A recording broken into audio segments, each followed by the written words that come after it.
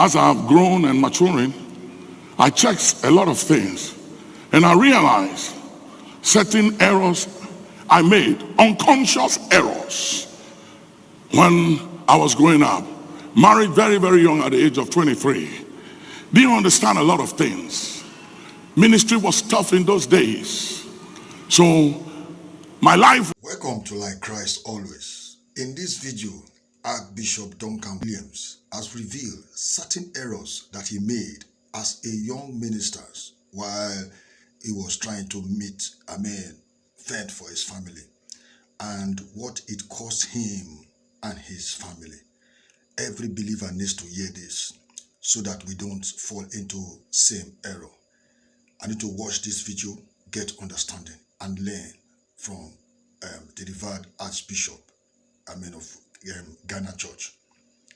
You can be part of the discussion, make your comment, like our videos, and for more updates, please subscribe to our channel. Till we meet again, remain like Christ always. God bless you. I was growing up, married very, very young at the age of 23. Didn't understand a lot of things. Ministry was tough in those days. So my life was always on the road. I was always gone.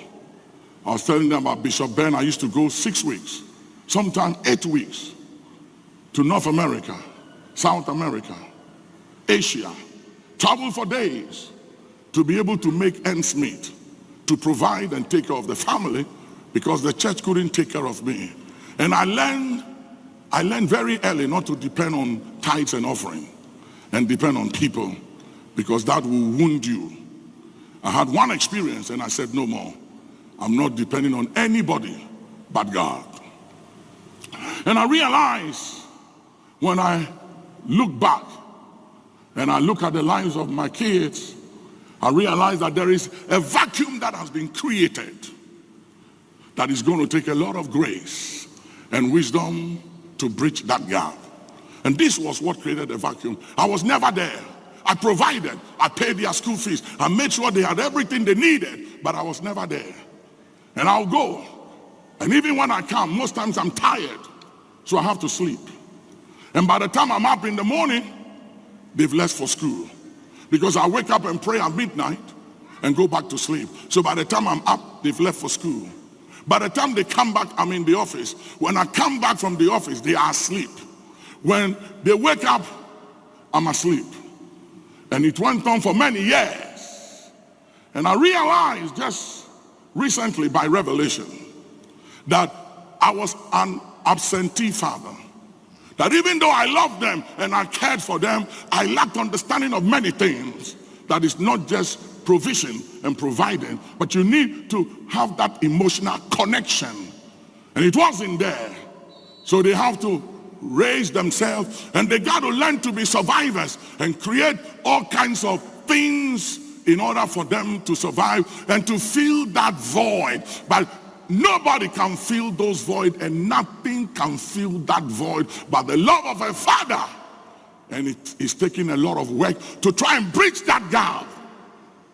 Yesterday I took my grandchildren into the pool and I started doing aerobics with them in the pool.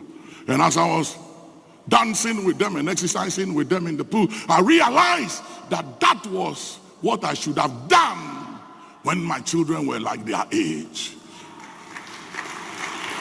And let me say this to you. Let me say this to fathers and mothers. I know you mean well, and I know you love your kids, and I know you got to provide ends meet, and you got to go out there and work and fight, because life is tough and life is not fair, and life does not give you what you desire or expect by what you fight for. But in the mix of fighting for everything to provide for them, make a little time every now and then to bond with them, because you're going to need it. Because if you don't bond with them now, there'll come a time and there'll be such a vacuum between you and them that it's going to take a lot to fill it.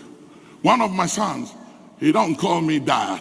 I've done everything to say, listen, I'm not saying, call me dad.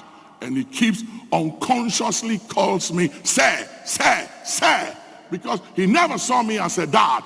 As he was growing up, he saw me as sir. He saw me as this anointed, gifted, powerful man of God, but not a dad. because I was never around to play with him, to do things with him, so he can see me as a dad and a friend.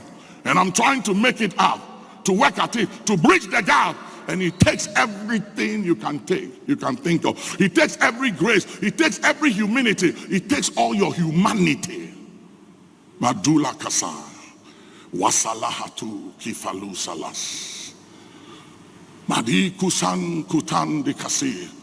I was talking to one of my bishops, and I said, young man, how many kids you have? He told me, what is their ages? And I said, please make time for those kids.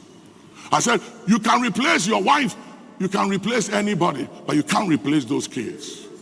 They are bone of your bone, flesh of your flesh, and it is your blood that flows through their vein. Make time, connect with them right now, because a time will come when it may be too late, and it will only take a divine intervention to bridge the gap.